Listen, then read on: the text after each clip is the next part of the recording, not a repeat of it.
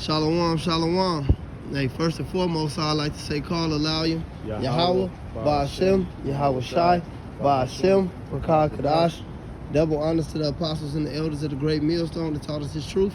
Shalom and salutations to the hopeful elect Akim out there, spreading the gospel throughout the four corners of the earth in sincerity and truth, presenting their bodies as a living sacrifice as the scriptures teach us to do, and following the example of the apostles and the elders who paved the way for us. Shalom to the very, very few sisters that do listen up as well. I'm the brother Yarmaya. It's the brother Batakala.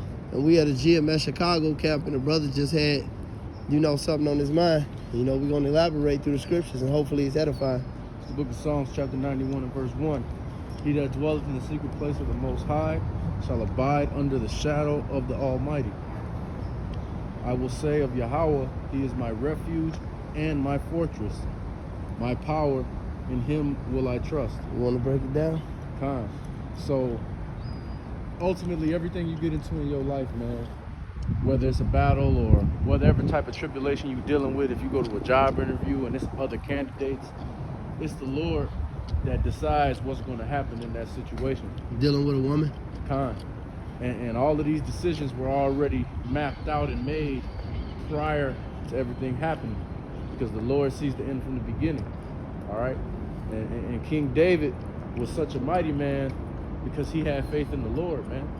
He was the mightiest man to live under Yahweh Shai. That's right. And he said he didn't trust in the shield and buckler. So how much me? I never killed tens of thousands of men with my bare hands with an army behind me. He trusted in the Lord. He said the Lord was his shield and his buckler. And this is the mightiest man on the planet under Yahweh Shai, in existence, under Yahweh Shai. Outside of the Lord, he's the mightiest man in existence. And he had that mindset, but that mindset was what? The scriptures say that he was a shepherd after the Lord's own heart. That's right. So he understood that he needed the Lord and the Lord didn't need him. Go ahead, brother. This verse 3, surely he shall deliver thee from the snare of the fowler and from the noisome pestilence.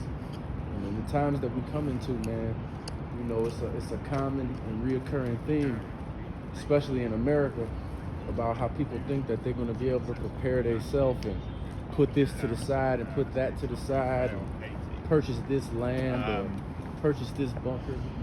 That contingency plan. No, it's all good. I was just laying back, and that's that nigga. A nigga really think he got a plan B for the Lord's plan A, or like the elder brother Benji say, a loophole.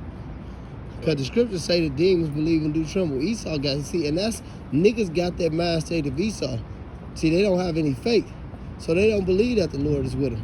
They don't have any hope, therefore they don't have any faith, because they don't have nothing to look forward to and nothing to look up to. That's right. It's just true. That's right. And even in the scriptures, when Yahweh was dealing with Pharaoh, in Exodus, and he said it, man, nobody can be delivered from my hands, roughly paraphrasing. So it's nothing that you can do, no amount of preparation or nothing that's going to prevent you from getting got, if the will of Yahweh Ba'ashem Yahweh Shai is that you about to get got. And that's why you got to stay prayed up.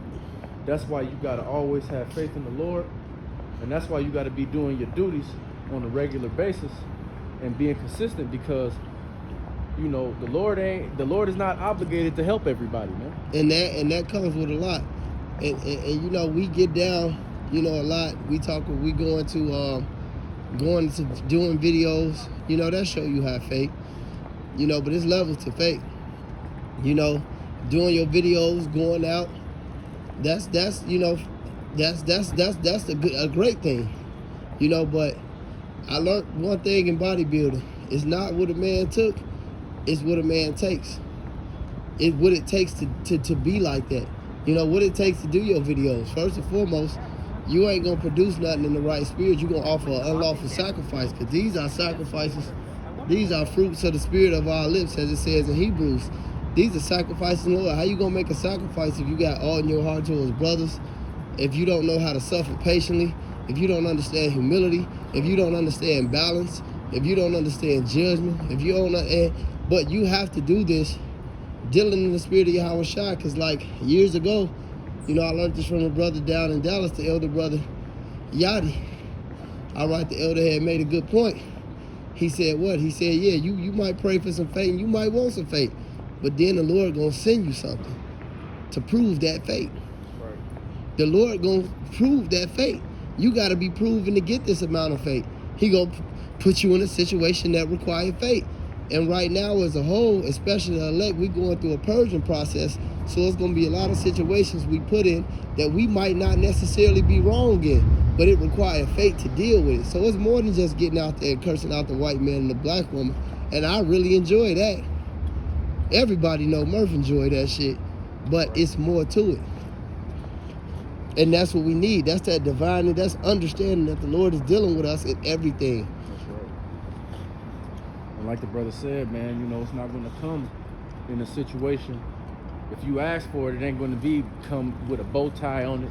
And all you got to do is just, oh, well, I got faith now. Like the brother said, it's going to be situations that you go through that's going to bolster your faith and that's going to boost your faith. And that's why you got to stay girded up, because it's not a guarantee that what you go through is going to happen quick. Mm-hmm. You know, even when Job got brought to a lower state, he had to ride that out to the end, and then he was given the increase after. You know? It was only right. Salaki. No, it was only right. It was only right because the scripture says in Sirach, it says wisdom will try thee by her ways. It's going to see do you really trust in the Lord. Wisdom will try you by her ways, by them dark paths. It's going to bring you to the ringer, man, because yeah, you could be all big Hebrew. Them niggas be having them fat ass beards and them garments, screaming in front of 20 brothers. It's right. Yeah, all that shit cool, bro. Look, I've been doing this for a little while, you know. And I say that to say nothing, because I could fall out tomorrow. And I've been doing this since I was 19, you know. I just turned 34 years old, and I can fall out tomorrow. But I understand the real trials don't come when you're screaming with 20 brothers. The real trials come when it's the Sabbath and the bitch you've been trying to fuck for 6 months. That's right. Really want to fuck. She on her period. Or that lick you've been trying to hit for 6 months. It's really on the Sabbath, and it's really in your control. You know? That's why the Apostle Paul goes into being he said, not in my presence only, but in my absence. That's when the real shit pop. Right. Go ahead, brother. But that all goes back to the faith. And the scriptures say, wisdom and knowledge shall be the stability of thy times and strength of thy salvation. And that's what's really going to be the proving of your faith. That's right. And the brother brought out a great point. He said, when you brought to a lower state, hey, why do you think Satan came to Yahweh Shai when he was fasting? He came to him and took, because your mind go through things when you fasting. And then he came to him with the bullshit. Go ahead, brother. It's Isaiah chapter 54 and verse 16. Behold, I have created the smith that bloweth the coals in the fire, and that bringeth forth an instrument for his work, and I have created the waster to destroy. And see, one thing that y'all got to understand is that Yahweh Bashem Yahweh Shai is in control of any and everything that goes on everywhere at the same time, all of that. And so even when you get faced with that situation, or even when you finna have to square up with somebody, or whatever the situation is, the Lord is who ordained this whole thing to happen. So it will behoove you to humble yourself to the Lord and be in his good graces, so that he can decide to measure in your favor. And another thing that brothers got to remember is that right when the situation kick off, it might not go in your favor at first, but that be in your favor in the end. I got to quote the brother Yanagi, and I quoted him earlier. I was talking about something, and I quoted the brother Yanagi. Always make the statement, and he do lessons about it, but one of his greatest statements is that serving the Lord is so much easier when you realize you ain't in control of none of this shit. Right. You know, that was powerful, because it's true. So go ahead. Because you might have to take an L in the beginning to really win at the end and understand what's going on, you know? So it ain't about just immediate gratification, like the brother Murph always says, man. Sometimes, you know, the Lord will really put you through the ringer so you can really get your gain and your substance on the back end, but really be better for it. And appreciate it. That's right. And understand the process, man. That's right. This is Isaiah 54 and 17. No weapon that is formed against thee shall prosper, and every tongue that shall rise against thee in judgment thou shalt condemn. This is the heritage of the servants of Yahweh Bashem Yahweh Shai, and their righteousness is of me, saith Yahweh. All right.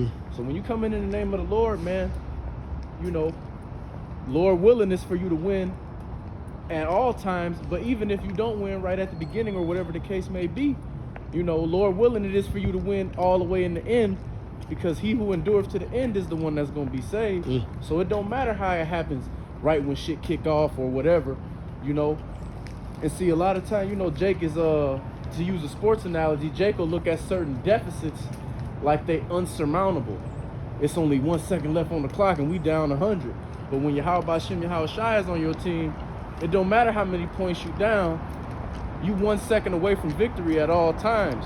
You just got to be doing your end of the bargain. Hey, a perfect example of that is when Joshua was in the battle and he kept the sun raised. He didn't even make it nighttime just so these niggas can get fucked up. He set the sun back. That never ever happened, man. Right. Just so they can whoop these niggas' ass, man. The Lord ain't no, that shit cold. But that goes back to that one. They thought they was probably, yeah, you know, the sun down. We might have, you know, I'm just speaking as a man. You know, the sun might be down. You know, we might have an advantage. Or even if you would have even thought that, the Lord kept it up just so you niggas can get beat. That's right. That's mighty as hell. You know? But the Lord really did that. Go ahead, Nah, bro. shit, I mean, if you good, I'm good, bro. We can go. Hey, no, I want you to get these two real quick. I will never leave thee nor forsake thee. And it's one in, I think, Matthew 29th chapter. He said, lo, I am with you even to the end of the world. That's one of my favorite scriptures. Alright, I'm gonna get the Hebrews first, and then we'll go to the other one. That's perfect. This is the book of Hebrews, chapter 13 and verse 5.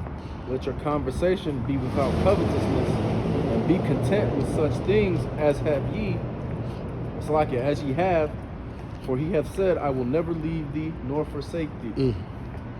Well, there you go. So if the Lord is with you, he can't leave you. You can leave him because you wasn't chosen. The scriptures say many are called, few are chosen. And that's not, that's true, but we want to be in a position that's chosen. That's why the scriptures say, be diligent and make your call and election sure. But if the Lord is with you, who could be against you? As it says in the book of Hebrews as well. That's right. What was the next one, Matthew what? That lo, I am with you even to the end of the world. I think it's 29. Yeah, I think it's in the 29th chapter.